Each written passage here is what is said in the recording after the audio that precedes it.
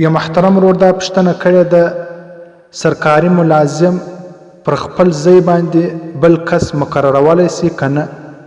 په سرکار کې د ده 15,000 تنخواه ده، دی دا بل کس ته 7,000 تنخواه ورکوي او نورې پیسې په خپله اخلي. داسې طریقه جایز ده او که نه؟ الجواب حامده و مسولیا.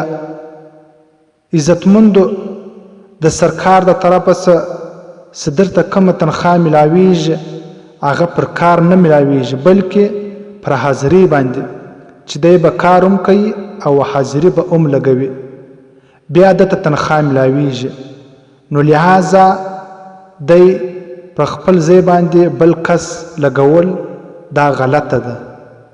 البته که چیرې هغه سړی ډیر مایره و، صلاحیت والا ولو او حکومت هم د دې خبرې دته اجازت ورکړی و او په حکومت کې هم داسې قانون موجوده و چې کم کس په کمه تنخواه باندې راضي ولو بیا جایز ده. که چیرې په حکومت کې دا قانون نه و چې څوک پر خپل ځای باندې بل کس ولګوي او حکومت اجازت نه و ورکړی بیا دې کس دپاره دا تنخواه حلاله نه ده، جایز نه ده.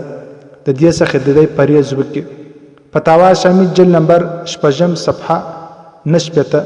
والثاني هو الأجير الخاص وهو من يعمل لواحد عملا مؤقتا بالتخصيص نفسه ويستحق الأجرة بالتسليم نفسه في المدة وإن لم يعمل كمن استوجر شهرا للخدمة. فتح القدير جلد نمبر 9 صفحه 8. هدايات جلد نمبر 3 صفحه 299. فقط والسلام.